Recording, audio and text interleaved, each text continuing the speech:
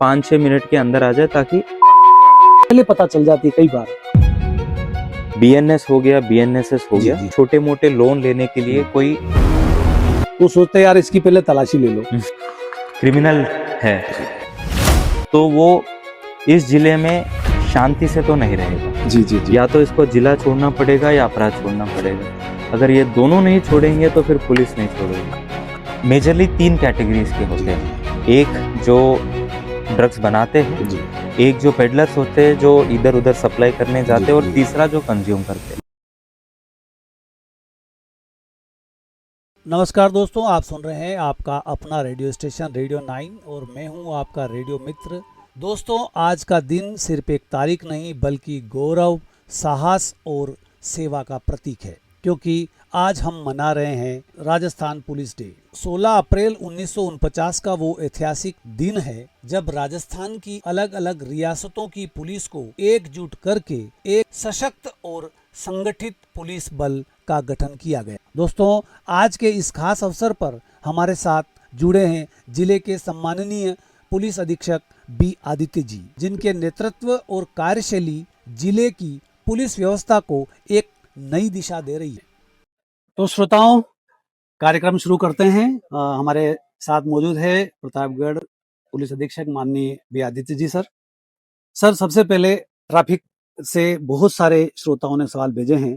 तो जिले में ट्रैफिक व्यवस्था सुधारने के लिए, विशेषकर जहां तक सड़कों पे अवैध पार्किंग होती है, बाजार में मोटरसाइकिलों का अनियंत्रित तरीके से खड़े रहना, और कई बार जैसे हम दरियावत क्षेत्र में भी अभी 2 दिन पहले खबर आई थी, तो ये हमारे सवाल पूछा एक श्रोता ने जो विष्णु प्रसाद जी शर्मा है प्रतापगढ़ से। जी सर। जी जी।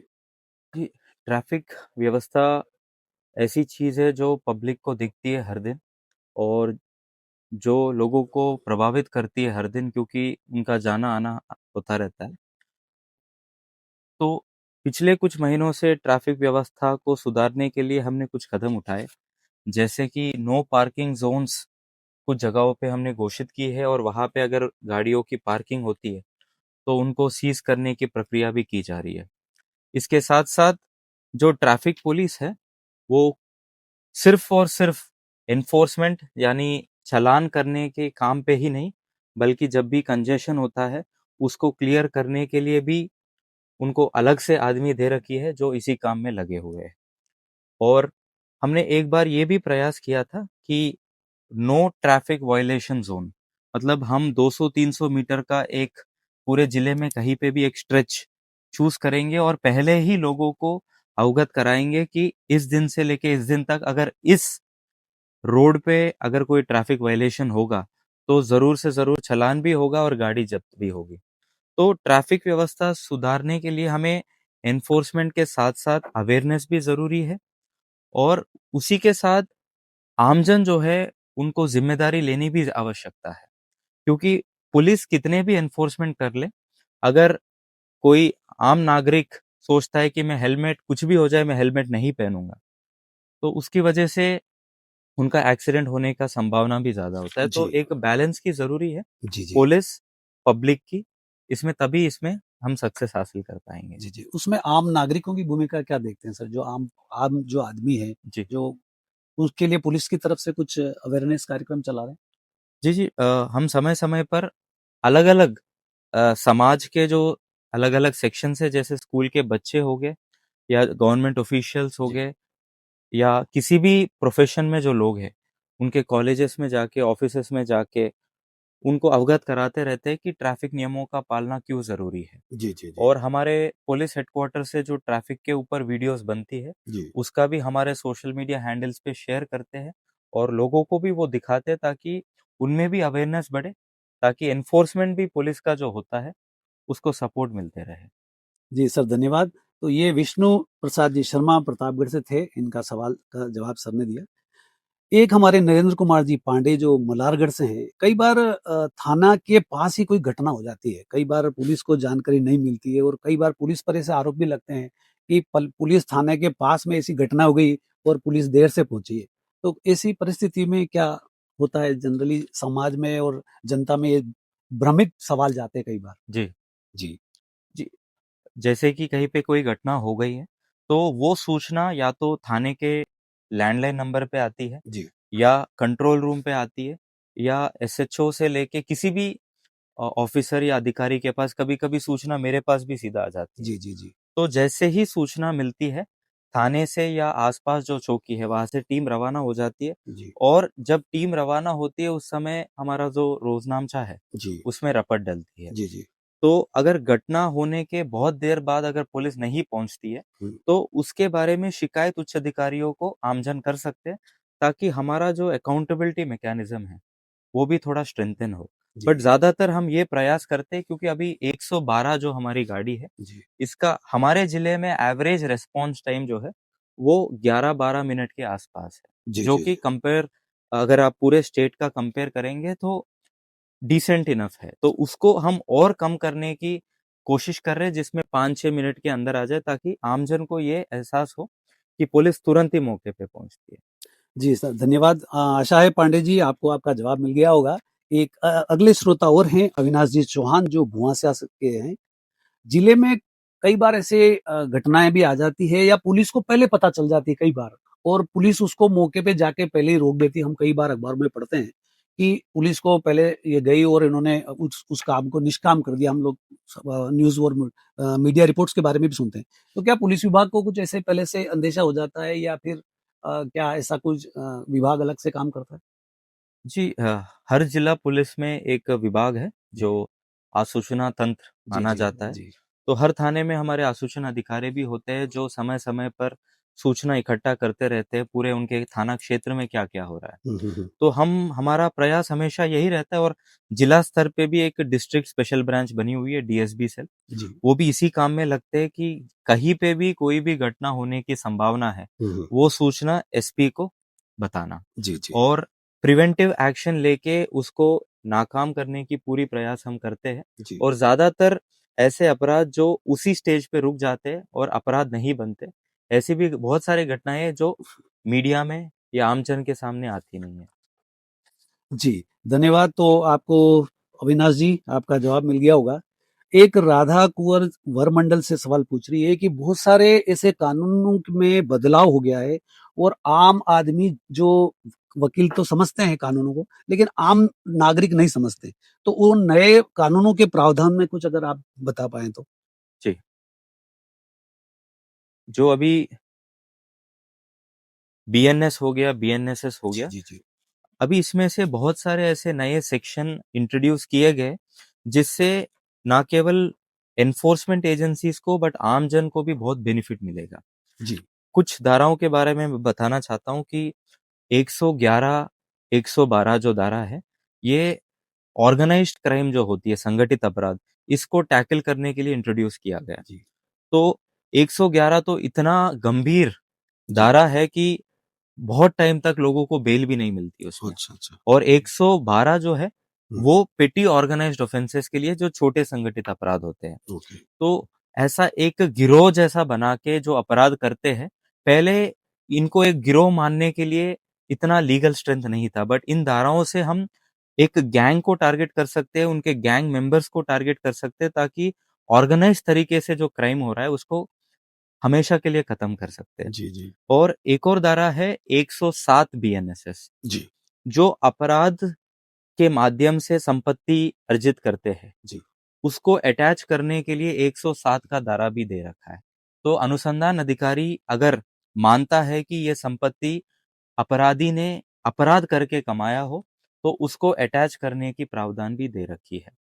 इसके साथ-साथ कोर्ट में आप देखते हो कि कुछ केसेस में मुल्जिम की गिरफ्तारी नहीं हो पाती है, हुँ, हुँ, हुँ। जिससे वो कोर्ट में नहीं आता है और ट्रायल शुरू नहीं होता है। जी, जी। बट अभी बीएनएसएस में एक धारा इंट्रोड्यूस हुई है, जिसमें ट्रायल इन एब्सेंटिया कर सकते हैं बिना मुल्जिम के गिरफ्तारी, उसके खिलाफ ट्रायल भी हो सकती है और सज़ा भी सुनाया जा जी। सकता है। तो ऐसे बहुत पावरफुल सेक्शंस ये नए कानूनों में आए हैं, जिसमें अपराध को खत्म करके आमजन में जो विश्वास है, जी। वो बढ़ा सकते हैं। जी, तो राधा कुँवर आपको आपका सवाल का जवाब मिल गया होगा। आगे बढ़ते हैं। काजल खटीक जो है ये एक प्रतापगढ़ से है। इन्होंने एक सवाल पूछा है, हमारे प्रतापगढ़ में 2 थाना काम करते हैं। जी। एक पुलिस थाना मंसूर रोड पर, एक बांसवाड़ा रोड पर है। तो क्या हम महिलाओं को कौन से थाने पे हमको चयन करना चाहिए कि कोई अपराध हो तो हमको वहाँ जाए, और दूसरा सवाल ये है साथी कि क्या जीरो एफआईआर दर्ज हो सकती है? जी। जी, हम हमेशा यही कहते हैं कि अगर महिला को घर से आने की आवश्यकता भी नहीं है, हमारे पास 1090 हेल्पलाइन नंबर है, जी, 112 है। इसके साथ-साथ हमारा जो एसपी हेल्पलाइन नंबर है, वो हमेशा मेरे साथ ही फ़ोन जी, रहती है। जी, बहुत सारे महिलाएँ मेरे को मेरे नंबर पे लेटर मैसेज कर देते हैं जी, व्हाट्सएप जी, पे, जी, उसका भी हम संज्ञान लेके कार्रवाई करते हैं। जी, क्योंकि बहुत सारे महिलाएँ आगे नहीं आना चाहते हैं। जी, लेकिन भले महिला थाना हो या शहर के अंदर जो कोतवाली थाने हैं, हुँ, महिला कहीं पे भी जा सकते हैं। जी, उनका जो भी शिकायत है, जो भी परिवाद है, वो वहाँ पे दे सकते हैं और महिला से रिलेटेड जो भी शिकायतें हमारे पास आती है, उसमें त्वरित कार्रवाई करने के लिए पूरी प्रयास होती है थाने लेवल पे भी जी, और जिले लेवल पे भी। जी, जी, जी, तो हम यही उम्मीद करते हैं कि अगर महिला कोई तकलीफ जी, महसूस कर रही है तो बिना कोई हेजिटेशन वो फ़ोन के माध्यम से या जी, फिज़िकली थाने में जाके रिपोर्ट कर सकते हैं जी। और हम आश्वासन देते हैं कि उसमें त्वरित कार्रवाई हो जाएगी। तो काजल जी, आपका जवाब आपको मिल गया होगा और मुझे आशा करता हूँ और श्रोताओं आपको भी सर ने जो एक हेल्पलाइन नंबर की जो बात करी है, वो हमारे स्क्रीन पे फ्लैश हो रहे हैं। तो अगर आप चाहें तो उस नंबर पर सीधे बात भी कर सकते हैं और या कोई व्यस्तता हो, मान लो फ़ोन पिक नहीं होता है, तो आप उस पे टेक्स्ट मैसेज या व्हाट्सएप मैसेज के माध्यम से भी अपनी शिकायत जो है, वो पहुँचा सकते हैं। अगले अगले श्रोता की ओर चलते हैं। कुछ श्रोताओं ने हमको साइबर नमस्ते सर। के बारे में मैं जानकारी दी है। सुहागपुरा से बोल रहा था। सर्वप्रथम आपको पुलिस दिवस की बहुत बहुत बधाई। मेरा एक प्रश्न था कि जो साइबर फ्रॉड हो रहे हैं वो उसे कैसे रोका जा सकता है? रहा था उसको मैं मेरे साथ भी आपके साथ भी साझा किया था, जी। आपके डिपार्टमेंट भी किया। तो इस प्रकार के बहुत सारे क्राइम आजकल होने लगे हैं कि वो अश्लील वीडियो भेज के आपके साथ ब्लैकमेल करते हैं और अननेसेसरी जो विदेश के नंबर है उनसे कॉल करते हैं। तो ऐसे में साइबर सुरक्षा से रिलेटेड क्या कदम उठाए जा सकते हैं या आम नागरिकों को इस प्रकार की कहाँ शिकायत की जा सके ताकि अ, उन ऐसी घटनाओं को रोका जा सके? जी। पहले मैं आम नागरिकों के जी, द्वारा जी, जो किया जा सकता है उसके जी, बारे में जी, बताना। तो अभी के टाइम में स्पेशली जब कोविड के जी, बाद जी, साइबर क्राइम जिस स्केल में हो रहा है वो जी, बहुत बढ़ चुका है। जी, जी, हमेशा साइबर क्राइम का विक्टिम होने के लिए मेजॉरिटी ऑफ द केसेस हुँ, में हुँ, हुँ। हमारी तरफ से गलती होती है। जी। ज़्यादातर लोग क्या करते हैं छोटे-मोटे लोन लेने के लिए हुँ, कोई ऐप्स डाउनलोड हुँ, कर लेते हैं। हुँ, हुँ। वो ऐप डाउनलोड करने वक़्त एक एपीके फाइल आता है जी, डॉट एपीके जी, वो भी डाउनलोड होती है। उससे हमारा फ़ोन का पूरा एक्सेस जो है वो उस क्रिमिनल को हम खुद ही दे रहे हैं। जी, तो हमारे गैलरी में या फिर हमारे जो भी प्राइवेट मैसेजेस हो, फ़ोटोज़ हो, वो उसको कैप्चर करके फिर हमें ब्लैकमेल करने लग जाते हैं। ऐसे ही अननोन नंबर से व्हाट्सएप पे वीडियो कॉल्स आते हैं, हुँ, जो बिल्कुल ही उठाना नहीं चाहिए। हुँ, हुँ, क्योंकि जैसे ही आप हुँ, वीडियो कॉल हुँ, उठाते हो, हुँ, वो स्क्रीनशॉट लेके हुँ, उसको मॉर्फ करके हुँ, फिर आपके हुँ, सोशल मीडिया अकाउंट्स पे हुँ, वो शेयर करने लग जाएँगे, हुँ, आपके परिवार वालों को भेजेंगे, ब्लैकमेल करेंगे हुँ, पैसों के हुँ, लिए। हुँ, हुँ, लोगों ने करोड़ों रुपए खो दी हुँ। इसी चक्कर में। जी, जी, जी, और कुछ ऐसे भी घटनाएँ होती है, कुछ लोग नेट बैंकिंग के ऐप्स डाउनलोड करने की प्रयास करते हैं। जी, उसमें ये नहीं देखते कि ये ऐप जेन्युइन है या नहीं है। जी, प्ले स्टोर में जाते हैं, टाइप किया और डाउनलोड कर दिया। बट हमें वेरीफाई करना चाहिए कि जो ऐप हम डाउनलोड कर रहे हैं, ये ट्रस्टेड है या नहीं है। वो वहाँ पे ऐप स्टोर में आपको दिख जाता है, प्ले स्टोर में दिख जाता है। तो हम कंप्लीट अवेयरनेस नहीं होने की वजह से खुद का एक्सेस दूसरे आदमी को दे रहे हैं, जिससे वो हमें ब्लैकमेल करके हमसे पैसा एक्सटॉर्ट करे। तो साइबर क्राइम्स के बारे में जानकारी बहुत ज़रूरी है, वो हम भी समय-समय पर स्कूल्स, कॉलेजेस में जाके बच्चों को और सीएलजी मीटिंग्स में जी, आम जन को भी देते हैं। जी, जी, जी, इसके साथ-साथ साइबर क्राइम जब भी आपके साथ होता है, जितना जल्दी आप उसको रिपोर्ट करोगे, उतना संभावना है कि आपका जो पैसा गया है अकाउंट से, उसको फ्रीज़ कर सके। ओ तो 1930 जो जी, हेल्पलाइन नंबर है, हुँ, हुँ, साइबर क्राइम रिपोर्टिंग पोर्टल है, इसके साथ-साथ जिला पुलिस का भी एक साइबर का हेल्पलाइन नंबर है। जी, उसमें भी तुरंत फ़ोन करने से हम तुरंत एक्ट करेंगे, जिससे जब भी साइबर क्राइम होता है, वो पैसा पहले एक खाते में जाता है और वहाँ से मल्टीपल लेयर्स में अलग-अलग खातों में जाएगी। जी, 1 घंटे के अंदर वो 10 हाथों में ट्रांसफ़र हो चुका जी, होगा। जी, तो पहला लेयर पे जब होगा तब फ्रीज कर देंगे तो संभावना है कि आपको वो वापस भी आ जाए। जी, जी। तो आमजन से मेरा यही अपील है कि अननोन नंबर से जो भी कॉल्स आते हैं, वीडियो कॉल्स जी, जी, खासकर, वो जी, नहीं उठाना चाहिए। जी। और बैंक एजेंट बन के या बैंक कर्मी बन के आपको फ़ोन करके कोई पर्सनल डिटेल्स माँगे, जैसे कि ओटीपी हो गया, जी, बैंक डिटेल्स हो गया, हुँ, वो हमें शेयर नहीं करना चाहिए। जी, क्योंकि जब फ़ाइनेंशियल लॉस होती है तो उसके बाद आदमी कंप्लीटली टूट जाता है। जी। तो इससे बच के रहना बहुत ज़रूरी है। तो धन्यवाद सर, आपने साइबर क्राइम के बारे में जानकारी दी और जो कुमावत जी शाम को फ़ोन कर रहे थे और सर को भी आपने फ़ोन किया था, उनको भी कुछ जवाब मिल गया होगा। और श्रोताओं मैं आपसे निवेदन कर रहा हूँ कि आप है ना अपना मैसेज जो है आप व्हाट्सएप पे छोड़ दीजिए। लाइव प्रोग्राम में हम लोग उसको नहीं पिक पिक कर पा रहे हैं। तो आपसे रिक्वेस्ट है कि फ़ोन कॉल करने के बजाय अपना संदेश आप रिकॉर्ड करके भेज दीजिए। हम उसको अपने प्रोग्राम में ज़रूर शामिल करेंगे। सर एक छोटा-सा सवाल जो है वो मेरी तरफ से मैं रख रहा हूँ। जी। वर्तमान समय में प्रतापगढ़ जिले में कुछ लोगों की नींद उड़ी हुई और कुछ सो रहे हैं। तो इसके बारे में थोड़ा-सा बताएँ? जी। आप किस कॉन्टेक्स्ट में पूछ रहे हैं, अगर अब बता।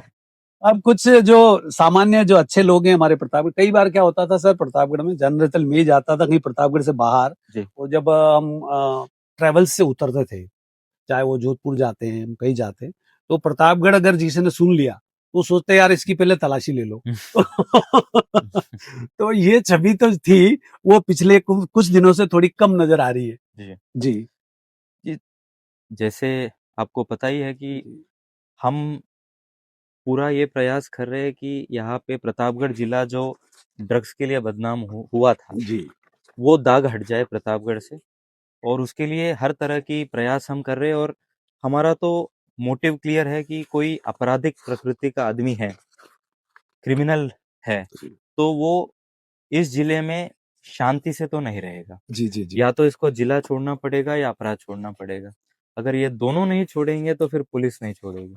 तो हम इसी मोटिव से आगे बढ़ रहे हैं और आगे भी तो यही बहुत करेंगे। सारे श्रोताओं का संदेश भी आया है कि हमारे पुलिस अधीक्षक जी जब से प्रतापगढ़ में आए हैं, तो कम से कम गाँव में कुछ शांति हो गई है और कुछ जो जनरली अवैध तरीके से कई बार चोरी कर लेते थे छोटे-छोटे नशे के कारण हुँ, घरों में, वो भी करीब-करीब थोड़ी-सी लगाम लग गई है। तो इन चीज़ों को काफ़ी आपके जो विभाग ने कार्रवाई की है, काफ़ी हद तक लोगों को राहत मिली है।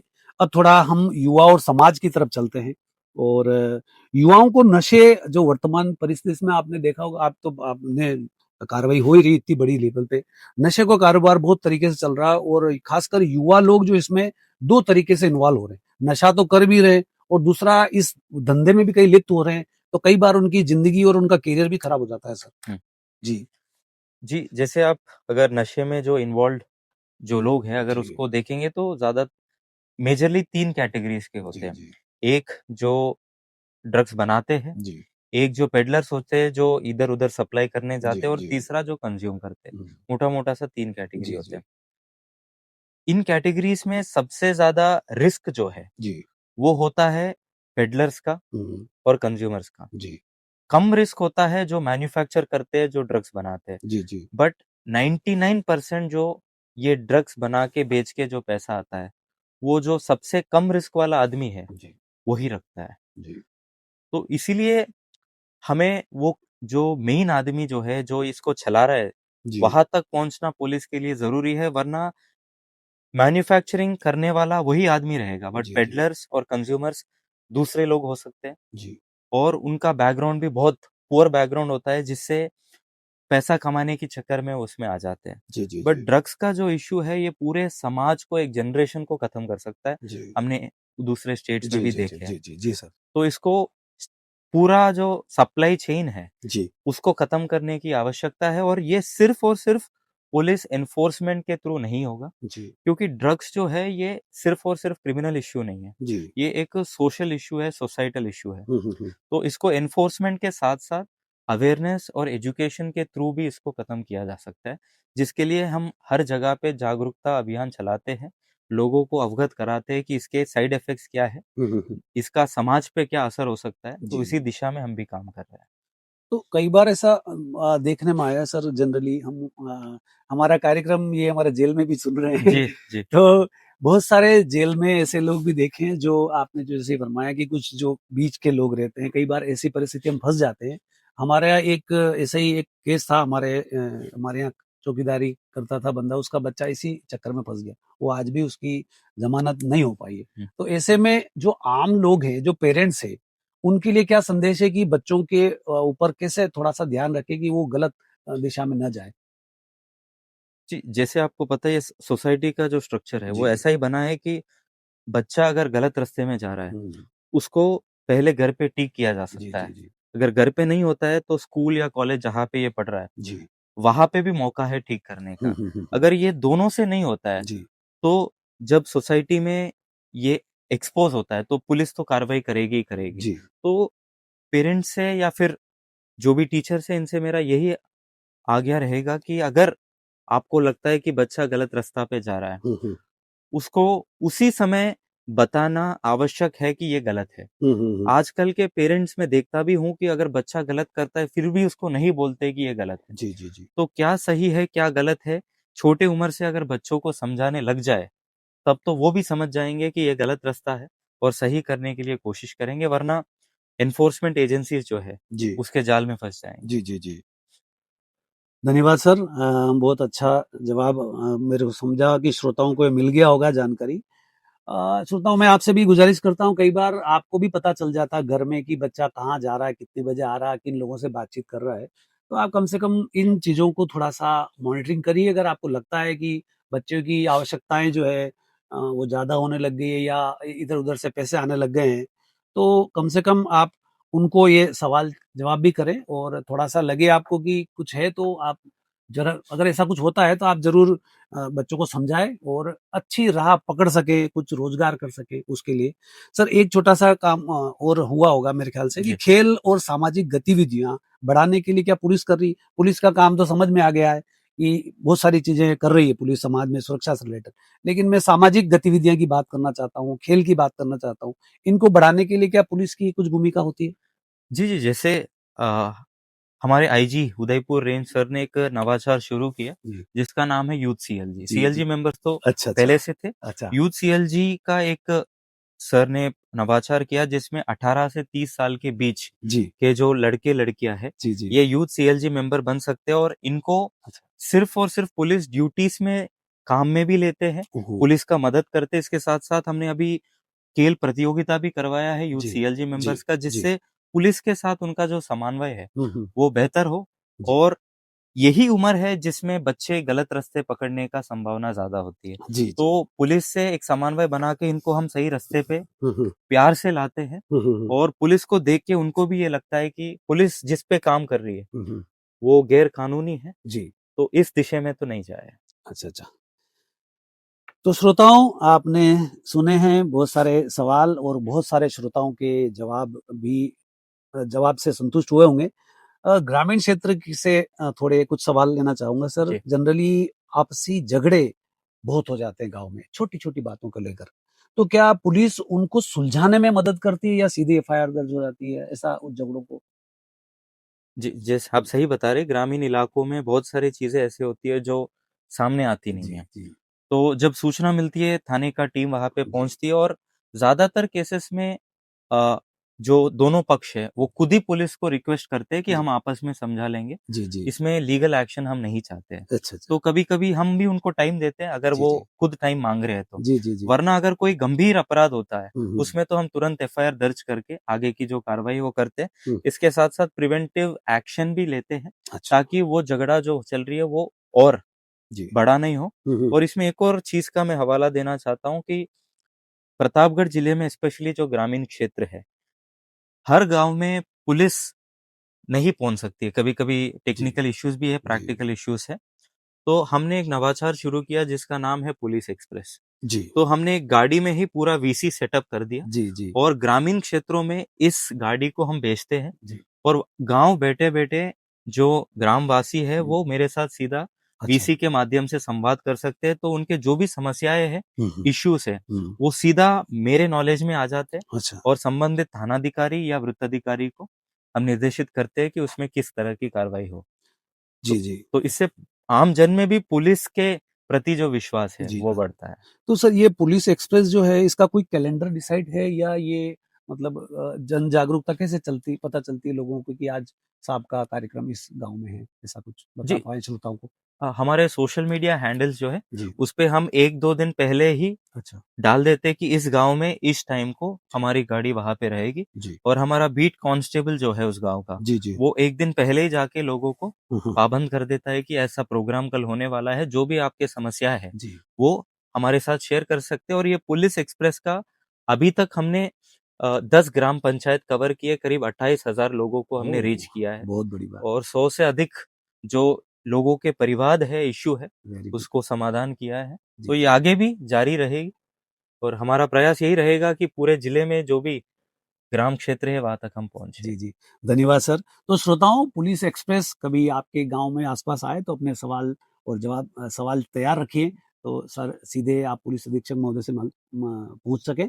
और श्रोताओं आपने बहुत सारे सवाल जो है व्हाट्सएप के माध्यम से भेजे हैं, तो मैं एक वन बाय वन लेना चाहता हूँ, तो देना तो पहले हम लोग सवाल ले लेते हैं, फिर सारे सवालों का सर से इकट्ठा जवाब ले लेंगे। तो आइए जानते हैं सबसे पहले कौन बात करेगा। मेरा नाम राजपाल सिंह निवासी प्रतापगढ़ है। मैं श्रीमान पुलिस अधीक्षक प्रतापगढ़ से सवाल पूछना चाहता हूं कि हमारे प्रतापगढ़ में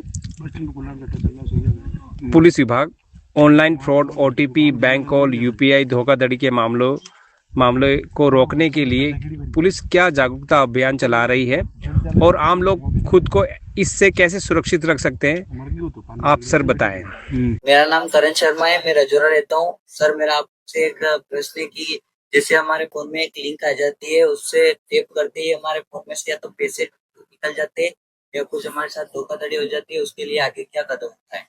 मेरा नाम पायल नीनामा है, मैं केला मेला से रहने वाली हूँ। सर मैं आपसे क्वेश्चन पूछना चाहती हूँ, युवाओं में बढ़ती अपराध प्रवृत्ति को रोकने के लिए पुलिस क्या पहल कर रही है? सर नमस्ते, मैं राधा कुमारी मीणा बोल रही, गाँव मंदारस। मैं आपसे एक क्वेश्चन पूछना चाहती हूँ, आपातकाल में महिला किस हेल्पलाइन नंबर पर कॉल कर सकती है? मेरा नाम संदीप, मैं बनेरिया कला गांव से हूँ। सर मैं आपसे क्वेश्चन पूछना चाहता हूँ, गांव में चोरी जैसी घटनाओं को कैसे रोका जाता है? तो ये कुछ सवाल थे सर। जी। तो इसमें मुख्यतः कुछ चीजें ऐसी आई है, कुछ चोरी की घटनाएं जनरली गांव में ज्यादा होती है। जी। तो उसके लिए पुलिस विभाग, क्योंकि शहरों में तो गश्त रहती है, जी। पुलिस ग्रामीण क्षेत्र में क्या व्यवस्थाएं रहती है? जी, जैसे शहर में है, ग्रामीण क्षेत्रों में भी हमारा जो रात्रि डीओ होता है, जी। वो तो थाना क्षेत्र में गश्त करता ही है। जी, इसके जी। साथ-साथ हमारा एक एसएचओ रैंक का अधिकारी, हम्म, सर्कल गश्त अधिकारी होता है, पूरी रात सर्कल का गश्त करता है। जी। और जिला गश्त अधिकारी भी एक डिप्टी एसपी रैंक का अधिकारी होते हैं। जी, जी। तो 3 अलग-अलग लेवल्स पे गश्त होती है। जी। और इसके साथ-साथ हमने ये भी प्रयास किया है कि हमारे जो ग्राम रक्षक और पुलिस मित्र हैं, जी। पुलिस और ग्राम रक्षक, पुलिस मित्र साथ मिलके हम्म, रात को गश्त किया जाए। मतलब एक पुलिस सिपाही हम्म, और गाँव से कोई एक आदमी, जी। दोनों साथ मिलके अगर मोटरसाइकिल पे रात के समय अगर गश्त करें, हम्म, तो कहीं पे भी कोई संदिग्ध गतिविधि अगर नज़र आती है, हम्म, तो उस पे तुरंत कार्रवाई हो सके। जी, जी। और इसके साथ-साथ हमारा जो 112 गाड़ी है, जी। उसमें भी कैमरा लगी हुई है, अच्छा, वो अच्छा। हम ऐप के माध्यम से देख सकते हैं। ओके। और शहर के यहाँ इलाके में भी जो हमारे अभय कमांड सेंटर के सीसीटीवीज़ है, हम्म, उससे भी निगरानी रखी जाती है कि अगर कोई सस्पेक्टेड मूवमेंट है रात हम्म, के समय, हम्म, तो उनको रोका जाएगा, पूछा जाएगा। जी, जी। और इसके साथ-साथ एक और फीचर के बारे में मैं बताना चाह रहा हूँ कि हमारा जो राजकॉप ऐप है, जी। उसपे एक फ़ोटो मैच फीचर आता है। जी, जी। तो रात के समय जब गश्त होती है या नाकाबंदी होती है, कोई भी आदमी आता है, उसका फ़ोटो लेते हैं, और अगर उसका कोई आपराधिक रिकॉर्ड है, ओके। वो उस ऐप में दिखा देता है। Okay, okay. तो इससे प्रिवेंट भी होते हैं, जी, जी, जी। और लोग थोड़ा-सा डर में भी रहते हैं। जी, जी सर। तो श्रोताओं आपने सुने बहुत सारे युवाओं के सवाल, जो बहुत सारे युवाओं ने, आप लोगों ने हमको व्हाट्सएप से माध्यम से जो आपने वॉइस मेल के माध्यम से जो सवाल भेजे थे, मुझे लगता है सर ने वो बहुत सारे सवाल के जवाब पहले ही दे चुके थे। फिर भी बहुत सारे सवाल हमने लिए हैं, और बहुत सारे सवाल जो हैं लगभग कॉमन भेजे थे आपने, इसलिए हमने उनको छोड़ दिया है, क्योंकि एक युवा ने साइबर फ्रॉड के लिए करीब-करीब 25 से 30 सवाल पूछे, जो एक जैसे ही थे। तो मैं आगे बढ़ूँगा। एक जनरली सर फर्जी खबरों से रिलेटेड अभी आजकल सोशल मीडिया का ज़माना है। कई बार ऐसे अपराध भी कर देते हैं या कई ऐसे खबरें भी आ जाती है कि कोई ऐसी एक क्लिप डल जाती है और वायरल हो जाती है और बहुत सारे जो है अपराध हो जाते हैं उससे कई बार वायलेशन भी हो जाता है। तो ऐसे कैसे बचा जा सकता है या लोगों को ऐसे कैसे पता जाँच कर ले कि यार ये गलत है या हमको ऐसा काम नहीं करना है? जी, जैसे आप बता रहे फेक न्यूज़ एक बहुत बड़ी समस्या बनी हुई है आज हुँ। के सोशल मीडिया ज़माने में। हुँ, हुँ। तो हमारा हमेशा यही रिक्वेस्ट रहता है कि जो भी खबर आती है सोशल मीडिया पे, उसको ब्लाइंडली बिलीव नहीं किया जाए। जी। ठीक है? क्योंकि कुछ ऑथेंटिक चैनल्स होते हैं, हुँ, ऑथेंटिक हुँ, न्यूज़ एजेंसीज़ होते हैं। हुँ, अगर उनकी माध्यम से खबर आती है, हुँ, वो अलग बात है, लेकिन आज के ज़माने में कहीं पे भी कोई भी खबर डाल देता है, जिससे कानून व्यवस्था प्रभावित हो सकती हुँ, है। हुँ, हुँ, तो कार्रवाई के तौर पे अगर कोई फेक न्यूज़ डालता है, जिसकी वजह से हुँ, हुँ। समाज में बैलेंस बिगड़ती है, जी, तो उनके खिलाफ सख्त से सख्त कार्रवाई हम करते हैं। जी, जी। उसके दायरे भी है हुँ, और आमजन से हमारा ये अपील है कि इन खबरों से दूर रहे, जिसकी वजह से समाज में भी डिस्टर्बेंस जो है वो पैदा हो सकती है और ऐसे न्यूज़ अगर किसी और को आप फॉरवर्ड करोगे, हुँ, हुँ। तो उसमें आपका भी ज़िम्मेदारी मानी जाएगी। तो फेक न्यूज़ को वेरीफ़ाई करके उसके बाद ही उस पे एक्ट करने का हम जी। आमजन से अपील करते हैं। श्रोताओं, आपने देखा होगा कई बार ऐसे वीडियो वैसे फ़ेसबुक हो, चाहे व्हाट्सएप हो या कोई इंस्टाग्राम आप यूज़ करते हैं। कोई भी चीज़ें जहाँ तक व्यक्तिगत मैं अगर बात करता हूँ तो मैं कोई फॉरवर्ड करता भी नहीं हूँ। और मुझे लगता है कि इनसे आपको भी बचना चाहिए क्योंकि बहुत सारी ऐसी चीज़ें होती है, आजकल एआई जनरेटेड चीज़ें आती है तो आप लोग उसका उपयोग ना करें तो ज़्यादा बेहतर है। कहीं न कहीं क्योंकि अगर आपने गलत कोई भेज दिया, फॉरवर्ड कर दिया, तो पुलिस आप तक ज़रूर पहुँचेगी, ये याद रखिए। अगले सवाल की ओर चलते हैं। सर बहुत सारी इलाके आजकल हम लोग बात करते हैं त्योहार आ जाते हैं अलग-अलग, अलग-अलग धर्मों के त्योहार भी आ जाते हैं। कई बार एक एक ही दिन बच जाते हैं। तो जी। ऐसे में त्योहारों की सुरक्षा कैसे मैनेज होती है सर? जी, त्योहारों के टाइम एसडीएम से परमिशन लिया जाता है, जो जी, भी जुलूस या जो प्रोग्राम जी, करना चाह रहे हैं जी। और इससे हमारा जो लोकल एसएचओ है, सीओ है, हुँ, हुँ। वो एस्टिमेट करते हैं कि गैदरिंग कितनी की होगी जी। और उसके हिसाब से पुलिस का जाब्ता कितना डिप्लॉय होना चाहिए। हुँ, वो एक बहुत स्ट्रेनफुल एक्टिविटी है, वो एक्सरसाइज़ होती है। हुँ, उसके हिसाब से किस तरह के अधिकारी होंगे, कहाँ-कहाँ पॉइंट्स होंगे, ये सारा पहले ही हम चेक कर लेते हैं, हुँ, एक पूरा रूट हुँ। जिससे जुलूस निकलता है। जी, जी, जी। तो जिस दिन त्योहार होती है, उस दिन ही पुलिस डिप्लॉयड दिखती है। जी। लेकिन उससे 1 हफ्ते पहले से ही हमारा प्रिपरेशन शुरू हो जाता है अच्छा, अच्छा। और उसके साथ-साथ पुराने भी जो त्योहार हुए हैं, जी। उसका भी हम फीडबैक लेते हैं, उसके हिसाब से डिप्लॉयमेंट करते हैं। और जैसे कि मैंने बताया था, हमारा अभय कमांड में हुँ, कैमराज़ हुँ, हुँ, एक्टिव है, हुँ। तो उससे भी निगरानी रखी जाती है, आसूचना अधिकारी भी निगरानी रखते हैं। हुँ, हुँ, हुँ। और अगर कोई ऐसा जुलूस हो या त्योहार हो, जो थोड़ा-सा सेंसिटिव हो सकता है, तो हुँ, उन हुँ। पार्टीज़ को हम पहले अपने पास बुला के मीटिंग भी करते हैं, जी। ताकि पुलिस का जो प्रायोरिटी जी, है, जी, वो जी, जी। उनको समझाएँ। जी, जी। तो ये आपने श्रोताओं सुना कि त्योहार में पुलिस किस तरह से काम करती है। अगला सवाल एक छोटा-सा और है, कई बार हमारे गाँव में, घरों में गुमशुदा की जो रिपोर्ट होती है वो पुलिस थाने में दर्ज होती है। हुँ। तो क्या मैकेनिज़्म होता है सर, कोई गुम जाता है, तो उसका सबसे पहले आम श्रोता भी ना चाहते हैं कि अगर कोई किसी के घर में नहीं मिल रहा है, कोई ऐसी चीज़ हो जाती है, तो पुलिस में रिपोर्ट दर्ज कर देती है कि ये आदमी मुझे नहीं मिल रहा है। तो पुलिस क्या किस प्रकार से काम करती है, ऐसा कुछ बता पाएँ श्रोताओं को? जी, जैसे अगर नाबालिग है, हुँ, हुँ। तो उसमें बीएनएस के तहत मुकदमा दर्ज होता है जी।